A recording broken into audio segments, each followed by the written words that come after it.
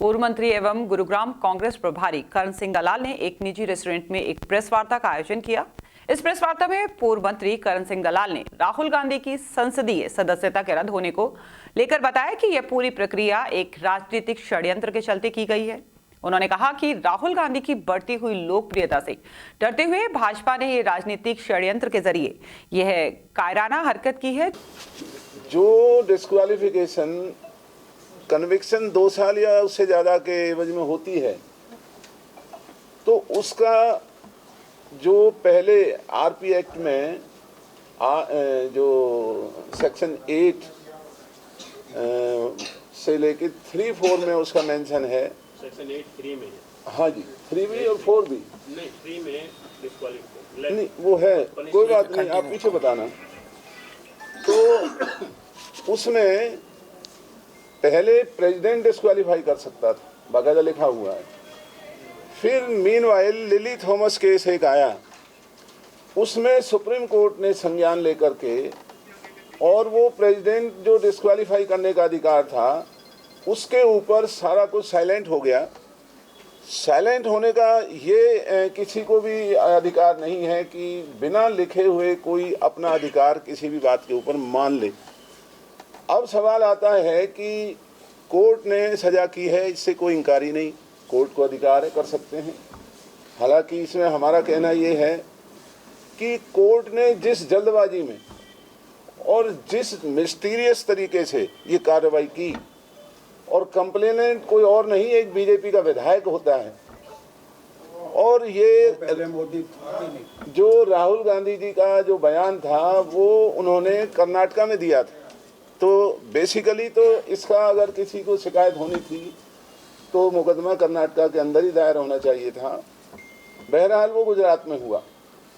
गुजरात में जब ये मुकदमा दायर होता है तो सीआरपीसी 202 में एक प्रोविज़न है, जब कोई भी ट्रायल शुरू होता है तो जज को उसमें एक उसकी जिम्मेवारी है कि वो खुद या पुलिस के जरिए ये जानने की कोशिश करेगी जो ये कंप्लेंट मेरे पास आया है, डिफेमेशन सूट, ये सच्चाई से लबालब है या सच्चाई से परे है, जो कि नहीं किया गया।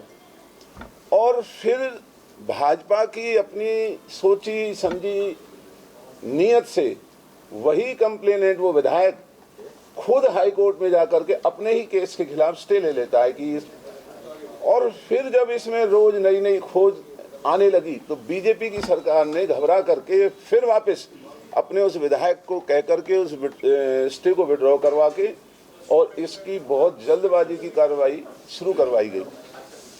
और ये देश में पहला केस बना है जो डेफेमेशन में, जिसके अंदर पूरी की पूरी 2 साल की सजा सुना दी गई। और सजा सुना करके जो डिस्क्वालीफाई राहुल गांधी जी को किया गया है, उसमें हमारा मानना ये है, देश का भी अब ये मानना होता जा रहा है कि अडानी की गुस्ताखियों को या बीजेपी की साजिशों को राहुल गांधी, जो कि बेबाक बोलते हैं, न मोदी से डरते हैं न किसी और से डरते हैं, पार्लियामेंट में वो इनको बेनकाब करेंगे। तो इसलिए उनको घर बैठाने का ये काम किया गया है, जो कि गैर कानूनी है। इसका नाम नहीं लिया जी, पहले लिया है कि राहुल गांधी जी की कामयाब यात्रा से और उनके बढ़ते असर से जो इनका खुलासा हो रहा है। मिसाल के तौर पर हम और आप सब देश और दुनिया के हालात को जानते हैं। अब एक नया इल्जाम लगाया जा रहा है कि जर्मनी ने कहीं लिख दिया होगा कि भाई राहुल गांधी की सदस्यता पर वी आर टेकिंग नोट, और फिर तो बीजेपी वाले फिर वही रैंकने लग गए कि जर्मनी हमारे देश की स्वतंत्रता, हमारी स्वायत्तता पर सवाल उठा रहा है। तो मैं ये पूछना चाहता हूं कि मोदी से कोई पूछे, जर्मनी तो बहुत छोटा सा देश है। जब ट्रंप को गुजरात में बुला करके, और अब की बार ट्रंप सरकार अमेरिका जैसी शक्ति का सामने और पार्टी देश को बना दिया, और ट्रंप की सरकार इस देश में खड़ा होकर के बनाने लगा, और उनको कितनी बुरी तरह से पराजित वहाँ ट्रंप को होना पड़ा, उसका नुकसान देश आज भुगत रहा है। अगर ये ट्रंप के वोटों का धंधा नहीं करते तो आज बाइडन इस देश को माला माल कर देता। बाइडन ने वो सारे फायदे वियतनाम को दिए हैं। पूर्व मंत्री ने कहा कि लोकतंत्र खतरे में है, भाजपा लोकतंत्र की हत्या करने में लगी हुई है। साथ ही उन्होंने ये भी कहा कि अडानी तो केवल एक मोहरा है और उसे इस्तेमाल करके देश का पैसा लूटने का काम भाजपा के भ्रष्ट नेता कर रहे हैं। हिंडनबर्ग के खुलासा के बाद न केवल कांग्रेस भी और भी जो विपक्ष के लोग हैं, जो आज देश के ऊपर आर्थिक स्थिति के बादल मंडरा रहे हैं, जो देश की हालत बिगड़ सकते हैं, अडानी के ने जिस तरीके से सारे धन दौलत, एयरपोर्ट्स को, पोर्ट्स को, रेलवेज को और दुनिया भर के गवर्नमेंट के सारे कॉन्ट्रैक्ट्स को जिस तरीके से उसने लिया है, इतनी बड़ी बड़ी एयरपोर्ट ले लिए हैं कि वहाँ से चाहे अफीम आती हो या गांजा आता हो या जाता हो या शराब आती हो या सोना आता हो, उसके अपने प्राइवेट हैं। और ये अडानी का माल नहीं है, ये माल बीजेपी का है। अडानी तो एक मोहरा है, क्योंकि बीजेपी में जितने भी ये नेता हैं तकरीबन बड़े बड़े कारोबारी हैं। ये कोई किसान नहीं, ये कोई मजदूर नहीं, ये कोई कमेरा वर्ग नहीं।